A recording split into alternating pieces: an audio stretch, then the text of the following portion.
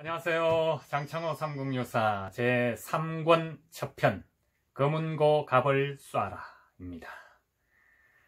자, 때는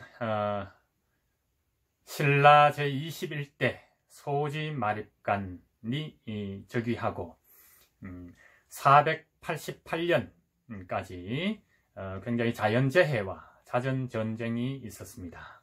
북으로는 말갈과 고구려가 쳐들어와서 백제와 가야의 원군을 받아서 전쟁을 치르기 바쁘고, 또 남동쪽으로는 왜가 끊임없이 발호를 했습니다.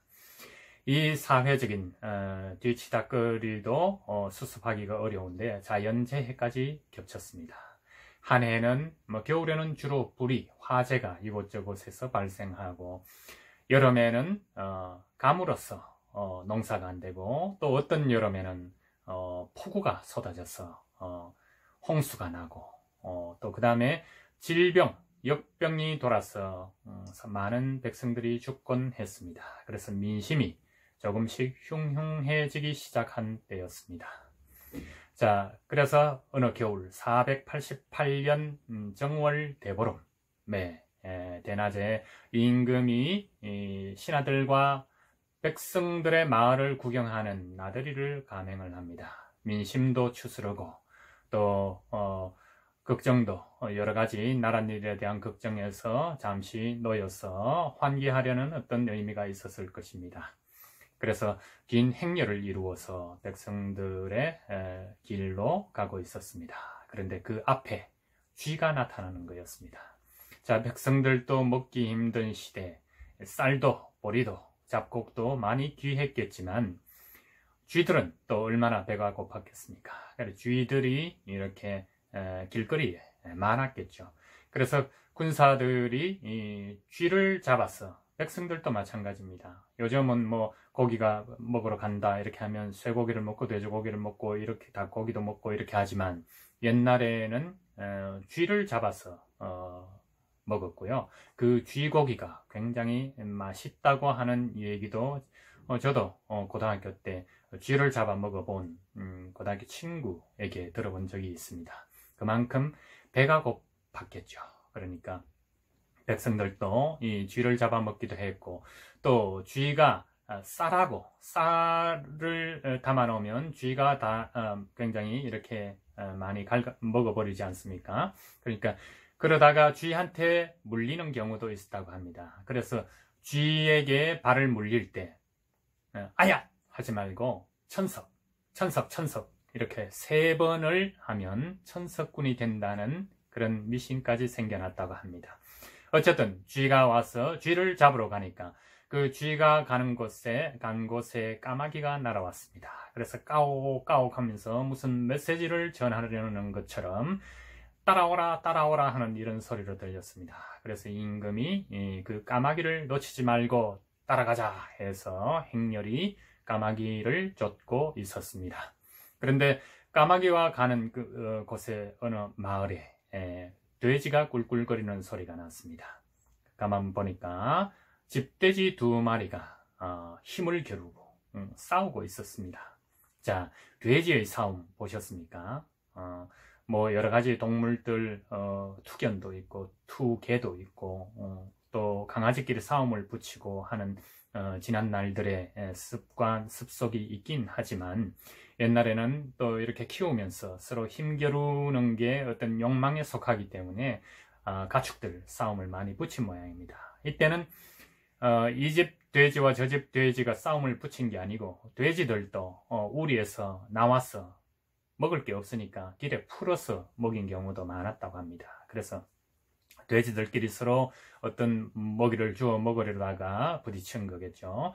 꿀꿀거리며 싸우는 그 주둥이로 부딪히고 몸으로 부딪히는 그게 흥미가 있었을 것입니다. 사람들이 보기에. 그런데 원래 저도 드라마를 하고 이렇게 합니다만은 극이라고 하지 않습니까? 극적이다 하는 이 극자는 위에 호랑이 호자에다가 밑에 돼지 시자, 멧돼지입니다. 멧돼지 시자를 붙이고 오른쪽에다가 칼도자 방을 붙입니다. 그래서 그걸 극이라고 하는데, 그렇다면 호랑이와 멧돼지가 으르렁거리며 싸우는 그를 깨끗하게 잠재운다 이 말이죠. 생각하기에 호랑이와 멧돼지 싸우면 금방 싸움이 끝나지 않을까. 물론 그럴 수도 있습니다. 하지만 이 멧돼지란 녀석도 몸무게도 그렇고 또 저돌적이라서 호랑이가 함부로 하긴 어렵습니다. 그래서 굉장히 힘겨운 싸움을 해야 먹잇감으로 포획할 수 있는 것입니다. 그만큼 지혜로운 호랑이와 맹수 호랑이와 저돌적이고 힘이 센 이 멧돼지와의 으릉거림을 깨끗하게 없애는, 그리고 갈등을 원천 무효시키는 카타르시스를 느끼도록 하는 게 극이라는 말씀입니다. 자, 중간에 제가 연극을 하기 때문에 또 이런 설명을 잠깐 드렸습니다. 어쨌든 멧돼지가 집돼지가 싸우는 것을 구경하고 한 돼지가 이제 다른 길로 도망을 갔든지 했겠죠. 그래서 임금과 군사들은 한 돼지와 백성들을 이렇게 두루 살피고 있고, 돼지를 따라간 한 군사가 헐레벌떡 이렇게 오는 것이었습니다. 편지를 들고 왔습니다. 그래서 임금 소지 마립간에게 바칩니다. 읽어보니까 그 뽕에 이렇게 쓰여져 있습니다. 이 편지를 뜯으면 한 사람이 죽고, 아닙니다. 정정하겠습니다. 뜯으면 두 사람이 죽고, 가만히 있으면 한 사람이 죽는다. 자, 어떻게 해야 하겠습니까? 시청자 여러분이 만약에 편지를 받은 분이라면 편지를 뜯겠습니까? 가만두겠습니까? 물론 그 메시지 자체가 말도 안 되는 거죠. 그런 일이 있겠습니까? 하지만 옛날에는 또 어떤 중요한 일을 할 때 이런 메시지를 주는 건 하나의 비유일 수 있습니다. 그렇기 때문에 그걸 받은 사람은 뜯거나 뜯지 않거나 둘 중에 하나를 선택해야 하는 거죠. 자, 그러니까 나라의 기흉과 그리고 날씨 등을 운세를 점치는 일관이 소지 마립간에게 말을 합니다. 여기서 말하는 두 명이란 평민을 가리키는 것이요, 한 명이란 임금님을 가리키는 겁니다. 자, 여러분이 임금이라면 어떻게 하시겠습니까? 가만히 보지 않고 놔둬서 스스로 죽겠습니까? 아니면 뜯어서 평민 두 사람을 죽게 하겠습니까? 네. 소지 임금은 당신은 또 왕의 시대이지 않습니까? 또 옆에서 일관이 부축입니다. 임금이 죽어서 되겠습니까? 뜯으십시오. 자, 소지 임금도 소지 마립간도 어쩔 수 없이 편지를 개봉합니다. 개봉을 하니까 안에서 메시지가 적혀져 있습니다. 검은고 갑을 쏴라. 활로 쏴야겠죠. 자, 그 메시지를 들고 갑니다. 가는데 임금이 묻습니다. 검은고 갑이 어디 있느냐? 신하가 대답을 합니다. 왕비의 침소에 있습니다. 가자. 자, 군사를 데리고 신하를 데리고 왕비의 침소로 급히 걸음을 합니다. 그때 왕비는 한 승려와 사통을 하고 있었습니다. 그래서 왕비가 급히 알아챘습니다. 최고는 자리를 수습하면서 그 승려에게 저기 검은고 갑 속에 숨어라 했습니다. 그래서 승려는 급히 검은고 갑 속에 몸을 피신했습니다. 왕비는 침실을 정돈을 하고 기다리고 있었습니다. 소지왕이 들이닥칩니다. 검은고 갑이 어디 있느냐 보니까 바로 앞에 있습니다. 자, 그래서 일관이 이야기를 합니다. 임금님, 지금 쏘십시오. 자, 아까 메시지가 떠오릅니다. 뭔가 두 사람이 죽을 것 같은 예감. 그죠? 그래서 활 시위를 당겨서 어쩔 수 없이 메시지대로 활을 쏩니다. 퍽 하는 소리와 함께 검은고 갑에서 피가 흘러내립니다. 이건 제 상상입니다. 그래서 검은고 갑이 활짝 열리면서 거기에서 묘심이라는 성녀가 나왔습니다. 넌 누구냐? 저는 묘심입니다. 어디에서 왔느냐? 말하지 않겠습니다. 좋다. 그렇다면 적결 죽음이다. 묘심이 이야기를 합니다. 제가 왕비를 사모한 것은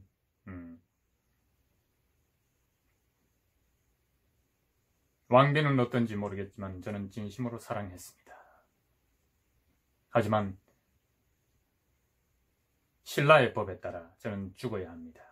다만 죽기 전에 제가 드리는 부탁은 이 금운고를 한번 연주하게 해 주십시오 하는 거였습니다.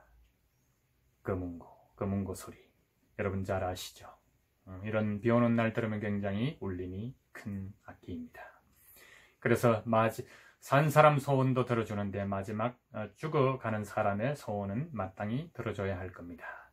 그렇게 해라 했더니만 묘심이 금운고를 연주를 합니다. 가락을 듣고 보니 이것이 신라의 가락이 아닙니다. 고구려의 가락이었습니다. 넌 고구려 사람이냐? 하고 물으니까 묘심이 그렇소 하고 대답을 합니다. 왕비는 선해 부인이었는데 신라의 궁실에 왕의 비가 적국의 성녀는 첩자겠죠. 첩자와 사통을 한 것입니다. 자, 어떻게 되겠습니까? 바로 묘심은 적결 처분, 사형 당했습니다. 그리고 선해 부인은 메시지대로라면 선해 부인도 죽어야 할 겁니다. 하지만 소지 마립가는 여태 몰랐고 지금껏 사랑했고 또 여러 가지를 감안을 했겠죠. 그래서 왕비를 축출을 했다고 합니다. 그리고 새로운 왕비를 맞아들였습니다. 자, 이것으로서 삼국유사에서 기록된 내용을 장창호 삼국유사에 조금 더 상상력을 붙여서 만든 것입니다. 그리하여 정월대보름은 여태까지 정월대보름은 하고 있었는데 흰 밥을 먹고 있었죠. 근데 여기에다가 까마귀가 일러주는 대로 하니까 몰랐던 일을 알게 된다 해서 밥을 하얗게 지어 먹지 말고 까마귀를 떠올리는 밥 색깔로 만들어라 해서 팥도 넣고 또 뭐 요즘 같으면 건포도도 넣기도 하고 해서 더 까맣게 이렇게 먹으려고 하죠. 그래서 오곡밥을 지어 먹으면서 정월대보름 이날을 근신을 하라 하고 이렇게 기억을 하도록 했다는 내용입니다. 자, 여기에서 오늘 금운고 갑을 쏴라를 마치겠습니다. 또 뵙겠습니다.